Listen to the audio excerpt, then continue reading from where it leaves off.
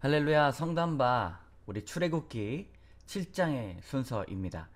다 같이 또 성경책을 읽고 함께 줄을 그으면서 귀한 하나님의 은혜를 나누도록 하겠습니다. 7장의 장제목 적어볼까요? 7장의 장제목 첫 번째 재앙. 여호와께서 모세에게 이르시되 볼지어다 내가 너를 바로에게 신과 같이 되게 하였은즉 내가 너를 바로에게 신과 같이 되게 하였은즉 내 아론은 예언자가 되니라. 그래서 중요한 말씀은 대언자, 모세에게 큰 능력을 주셨고 대언할 수 있는 사람도 붙이셨다는 말씀입니다. 중요한 구절은 5절입니다. 5절 한번 그어볼게요. 내가 내 손을 애굽 위에 펴서 이스라엘 자손을 그 땅에서 인도하여 낼 때에야 애굽 사람이 나를 여호와인 줄 알리라. 출애굽 시키시는 하나님을 보면서 여호와 하나님인 줄 알 것이다. 그렇게 말씀하고 있습니다. 이때 7절 마지막 절에 바로에게 말할 때, 자, 모세와 아론이 나이가 나오죠. 모세와 이때 몇 살이었습니까? 자, 모세는 80세, 아론은 83세. 3살 차이네요. 3살 차이. 네. 여기에 모세는 80세, 아론은 83세. 3살 차이. 자, 드디어 10절에 모세와 아론이 바로에게 갔습니다. 네, 그래서 여호와께서 명령하신 대로 행하여 아론이 바로와 그의 신 앞에서 무엇을 던졌습니까? 하나님이 명령하신 그대로 지팡이를 던졌더니 뱀이 되었습니다. 술객이라고 표현하죠. 요술사들도 그와 같이 행했습니다. 그런데 참 재밌는 게 아론의 지팡이가 그들의 지팡이를 삼켰어요. 그들도 그와 같이 요술로 행하되 그들의 요술로 행하였습니다. 자, 바로의 마음이 완강하다라는 이제 말씀들이 많이 나올 거예요. 여기 보면 바로의 마음이 완악하여, 또 14절에 바로의 마음이 완강하여 백성 보내기를 거절하는도다. 그래서 아침에 이제 바로에게 가서 물 있는 곳 나일강 근처에 가서 이제 뱀을 들었던 지팡이를 손에 딱 잡고 또다시 명령을 하죠. 마지막에 내가 내 손에 지팡이로 나일강을 치면 그것이 피로 변한다. 피로 변하는 이적이 일어납니다. 그래서 모든 물이 피로 변합니다. 나일강뿐만 아니라 애굽의 물들과 강들과 은하와 못과 모든 호수 위에 내밀라 그것들이 피가 되리니 애굽 온 땅과 나무 그릇과 돌 그릇 안에 있는 모두 피가 있으리라. 큰 무서운 말씀이죠. 내 지팡이를 잡고 내 발을 애굽의 물들과 강들과 은하와 못과 모든 호수 위에 내밀라 그것들이 피가 되리니 애굽 온 땅과 나무 그릇과 돌 그릇 안에 모든 피가 있으리라. 그랬더니 애굽 요술사들도 자기 요술로 그와 같이 행했습니다. 바로의 마음이 완악하였습니다. 여기 한번 써볼까요? 자, 물이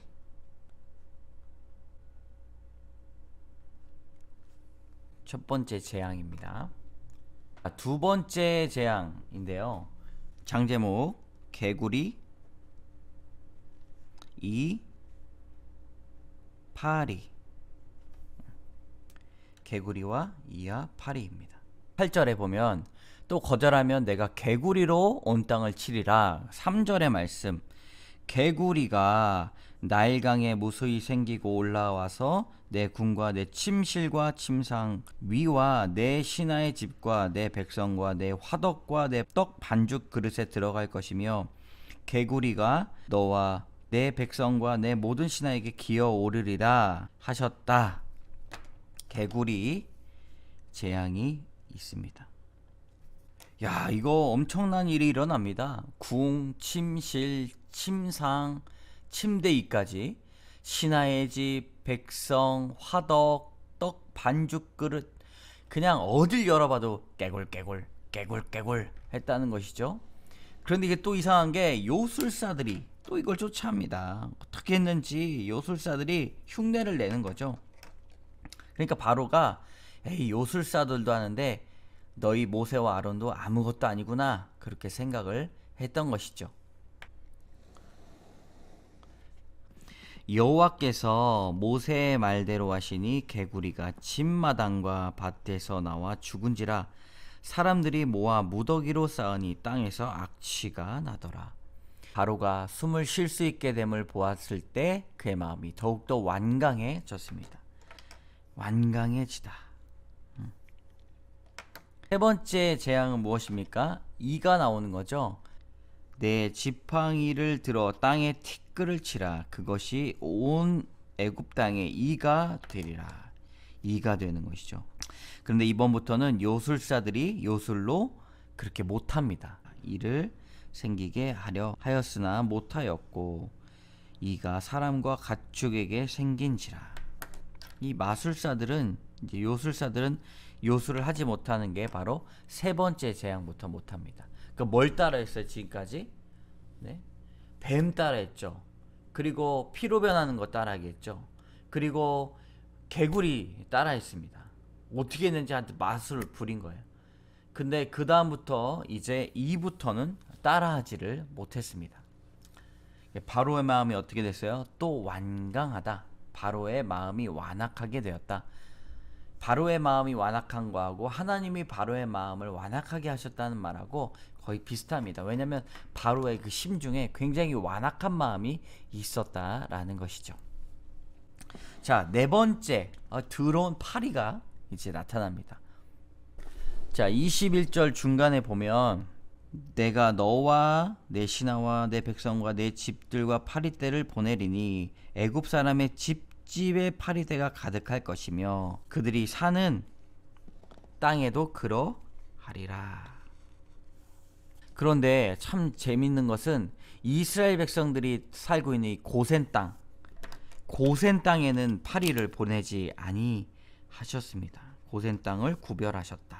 무수한 파리가 바로의 궁과 그의 신하와 애굽 온 땅을 이르러 파리로 말미암아 그 땅이 황폐하였더라. 그런데 고센 땅은 생기지 않았어요. 이 파리가 얼마나 고통스러웠는지 바로가 이 땅에서 너희 하나님께 제사를 드리라 얘기를 했죠. 이 땅에서 제사를 드려라. 그랬더니 아닙니다. 저희는 사흘길 광야로 들어가겠습니다. 사흘길 광야에 들어가겠습니다. 그랬더니 뭐라고 얘기했어요? 너무 멀리 가지 마라. 너무 멀리 가지는 말라 이야기를 했더니 하나님께서 또 파리를 싹 치워주셨어요. 여호와께서 모세의 말대로 하시니 그 파리떼가 바로와 그의 신하와 백성을 떠나니 하나도 남지 아니하였더라. 그러니까 하나님께서 보내신 거죠. 그런데 또 어때요? 그의 마음이 완강하게 하여 그 백성을 보내지 아니하였다. 거짓말을 하게 된 거죠. 거짓말.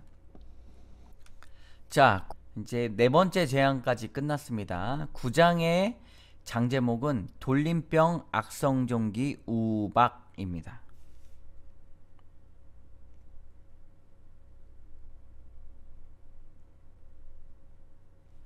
하나님께서 여호와의 손이 들에 있는 내 가축 곧 말과 나귀와 낙타와 소양에게 더하리니 심한 돌림병이 있을 것이며 심한 돌림병이 있습니다. 그랬더니 그 일대로 모든 가축이 죽었습니다. 애굽의 모든 가축은 죽었으나 이스라엘 자손의 가축은 하나도 죽지 아니한지라. 중요한 구절이죠. 애굽의 모든 가축은 죽었으나 이스라엘 자손의 가축은 죽지 아니하였다. 고센 땅에 파리가 오지 않고 또 가축을 돌림병이 돌았는데 이 이스라엘 자손의 가축은 전혀 죽지 않았습니다. 자, 8절에 보면 악성 종기가 생겨요. 악성 종기. 재미있게 화덕의 제 두 웅큼, 화덕의 제 두 웅큼을 들어서 어떻게 해요? 바로의 목전에서 하늘을 향해 날리니 그 티끌이 악성 종기가 되었습니다. 악성 종기. 요술사들도 그걸 따라하지 못했죠. 모든 사람에게 그 악성 종기가 생겼습니다. 그래도 말을 듣지 아니했습니다. 자, 우리 13절에 보면 우박이 내립니다. 아침에 일찍 일어나서 바로 앞에 또 섭니다. 바로도 굉장히 괴로웠을 거예요. 오늘은 뭔가 히브리 사람들의 하나님 여호와께서 말씀하시되 내 백성을 보내라. 그들이 나를 섬길 것이니라. 똑같이 이제 이야기하는 것이죠. 그러니까 17절에 네가 여전히 내 백성 앞에 교만하여 그들을 보내지 아니하느냐. 내일 이맘때쯤에 내가 무거운 우박을 내리겠다. 우박을 내린다. 근데 어때요? 무거운 우박. 막 주먹만한 우박보다 큰 우박이었겠죠.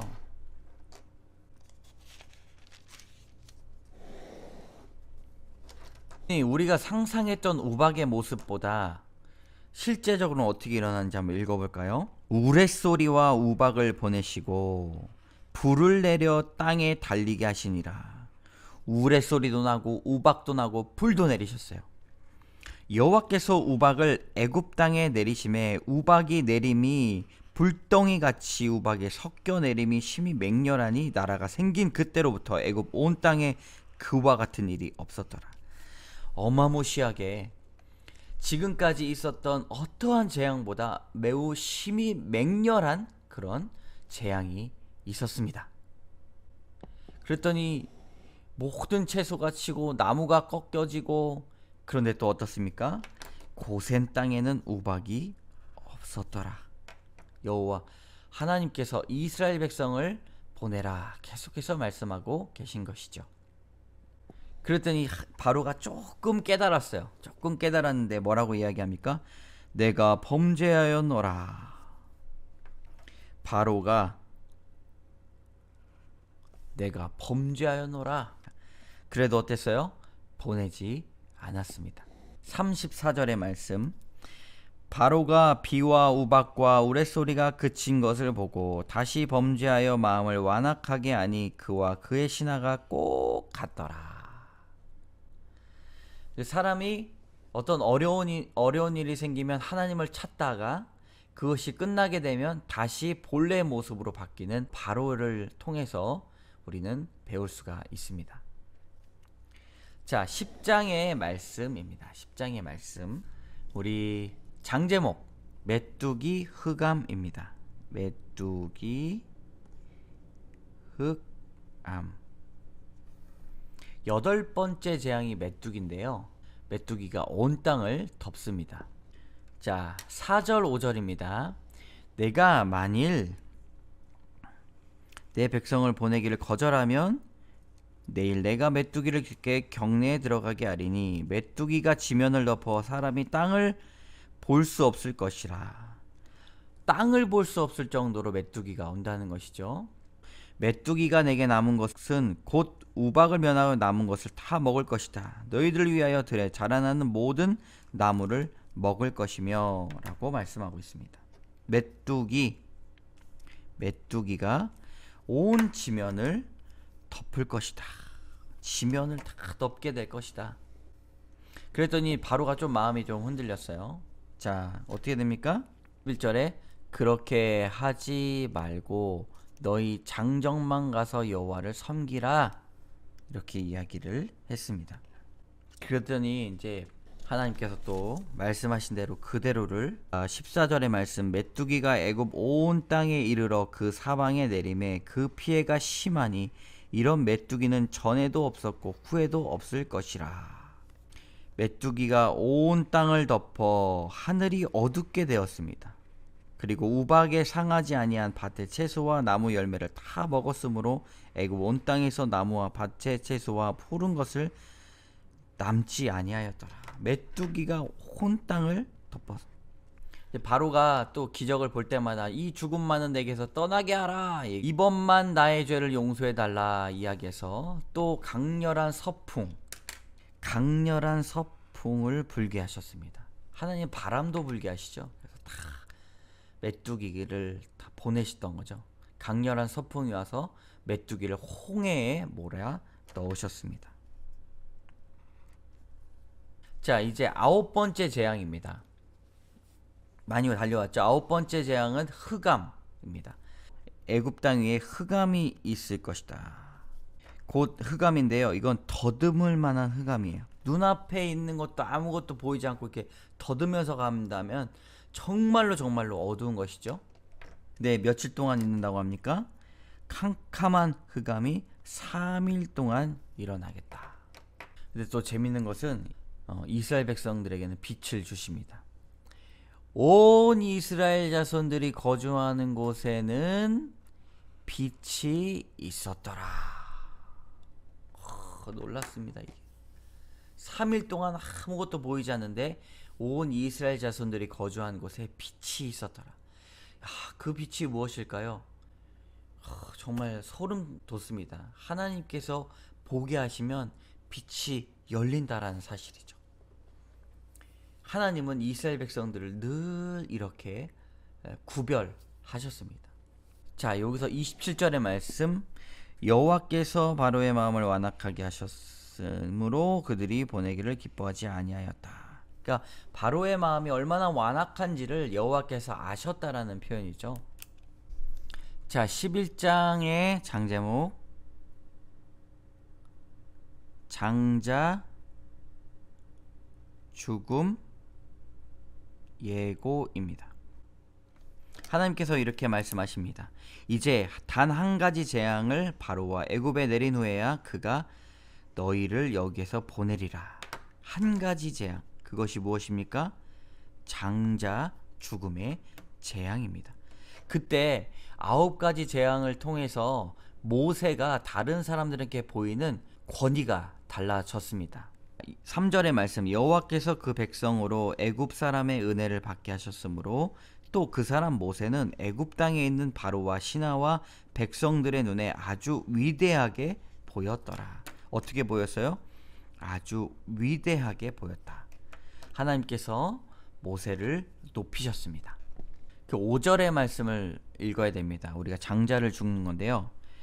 애굽 땅에 있는 모든 처음 난 것은 왕이 앉아있는 바로의 장자로부터 맷돌 뒤에 있는 몸종 장자와 모든 가축의 처음 난 것까지 죽을 것이다. 예언하는 거죠. 이스라엘 백성들은 하나도 건드리시지 않겠다. 이때 애굽 온 땅에 전무후무한 큰 부르짖음이 있을 것이다.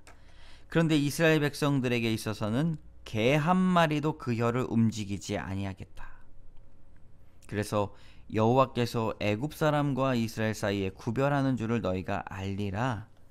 구별된 민족이란 것을 알게 될 것이다. 그러므로 이스라엘 백성들에게 출애굽의 사건은 정말 놀라운 일입니다.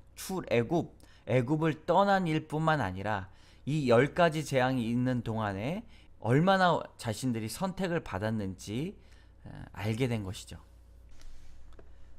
자, 12장입니다. 아주 출애굽기에서 가장 중요한 장이다라고 할 수 있는 12장 장제목, 바로 6월절 그리고 드디어 출애굽입니다. 드디어 이스라엘 백성들은 바로의 손을 떠나 그 기나긴 노예의 삶을 뒤로하고 출애굽합니다. 모든 것이 하나님의 은혜였습니다. 자, 여기서 아주 중요한 말씀이 나옵니다. 모세와 아론에게 말씀하셨습니다. 이 달을 너희 달의 시작 곧 해의 첫 달이 되게 하라. 그러니까 출애굽하는 그 달을 너희들의 첫 달이 되게 해라. 꼭 기억해라. 너희들의 새로운 인생이 시작됐다 말씀하시는 것이죠. 이 달을 너희 달의 시작 곧 첫 달을 되게 해라. 이 달을 너희에게 달의 시작으로 하여라. 이게 뭐냐? 압비월입니다. 압비월. 그래서 1월 1일 날 이제 이 말씀을 하셨는데 여기서 1월 10일이 나오죠.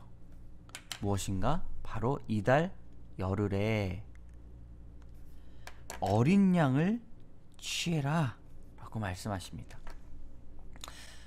어린 양에 대해서 식구가 너무 적으면 그 집에 이웃과 함께 사람 수를 따라 하나를 취하며 각 사람이 먹을 수 있는 분량에 따라 너희 어린 양을 계산하여라 라고 말씀하십니다. 자, 언제 시작이 됐습니까? 1월 10일 날. 근데 이것을 취하였다가 언제까지 가지고 있어야 됩니까? 이달 열 나흔 날까지 간직해 있다가 해가 질 때, 아주 중요하죠? 해가 질 때, 저녁부터 시작이 되는 것입니다. 해가 질 때 이스라엘 회중이 그 양을 잡고 그 양을 먹을 집 문설주와 임방에 피를 발라야 된다. 그 피를 문설주와 임방에 발라라. 그 고기를 불에 구워서 무교병과 쓴 나물, 불에 구워서 쓴 나물과 아울러 먹어야 되죠. 식사를 같이 해야 됩니다. 날 것으로나 물에 삶아서 먹지 말고 다 불에 구워서 먹어라. 아침까지 남겨주지 말며 아침까지 남은 것은 곧 불살라서 없애라 라고 말씀하여 주십니다. 11절의 말씀입니다. 아주 중요한 말씀. 너희는 그것을 이렇게 먹을지니 허리에 띠를 띠고 발에 신을 신고 손에 지팡이를 잡고 급히 먹으라. 이것이 여호와의 유월절이니라. 그러므로 출애굽하는 순간을 기억하라는 것이죠. 어디 나갈 거를 앞두고 허리에 띠를 띠고 발에 신을 신고 손에 지팡이를 잡고 급히 먹으라 라고 말씀하십니다. 이것이 바로 여호와의 유월절입니다. 13절의 말씀. 내가 애굽 땅을 칠 때에 그 피가 너희가 사는 집에 있어 너희를 위하여 표적이 될지라. 내가 피를 볼 때 너희를 넘어가리니 재앙이 너희에게 멸하지 아니하리라. 아멘. 너희를 위하여 표적이 될지라. 하나님 알아보신다는 거죠. 6월절의 영어 이름이 무엇입니까? pass over. 넘어가다. 표적을 보고 너희를 넘어갈 것이다.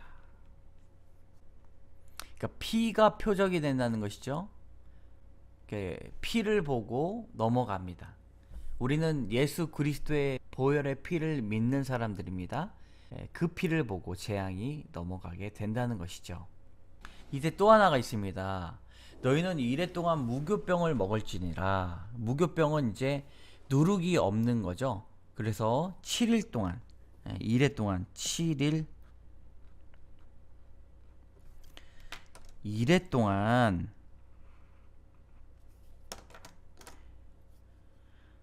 17절의 말씀. 너희는 무교절을 지키라. 이날에 내가 너희 군대를 애굽 땅에서 인도하여 내었음이니라. 그러므로 너희가 영원한 규례 삼아 대대로 이날을 지킬지니라. 또 무교절을 지켜라. 6월절이 시작이 돼서 무교절까지, 6월절에는 어떻습니까? 양을 잡아가지고 문설주와 임방에 바르고 쭉 바르고 또 신을 신고 허리띠를 메고 지팡이를 가지고 그 양을, 구운 양을 급하게 먹는 것이죠. 그리고 무교병과 쓴 나물을 먹어야 됩니다. 그런데 그 다음 날부터는 이제 무교절을 지켜야 됩니다. 7일 동안 무교병을 먹어야 합니다. 자, 22절입니다. 이제 장로들을 불러가지고 이대로 행하라 이야기를 합니다. 그래서 유월절 양을 잡고 우슬초 묶음을 가져다가 그릇에 담아 피를 적셔서 그 피를 문 임방과 좌우 설주에 뿌리고 아침까지도 한 사람도 자기 집 문 밖으로 나가지 말라. 이제 저녁 때 했기 때문에 아침까지 나가지 말아야 됩니다. 이스라엘 자손이 물러가서 그대로 행하되 여호와께서 모세와 아론에게 명령하신 대로 행하니라. 이제 모든 사람들이 준비가 됐죠. Get ready 했습니다. 하나님께서 약속하신 대로 처음 난 것을 죽이는 10번째 재앙이 시작이 되었는데요. 이제 밤중에 모든 처음 난 것들을 다 치셨어요. 그 나라에 죽임을 당하지 아니한 집이 하나도 없었더라. 아주 어린 아이에서부터 아주 어른애까지, 아주 가난한 사람부터 아주 부자와 왕에 이르기까지 죽임을 당하지 아니한 집이 하나도 없었더라 말씀하고 있습니다. 밤에 바로가 모세와 아론을 불러 이르되 내 백성을 떠나라 이야기를 합니다. 떠나라.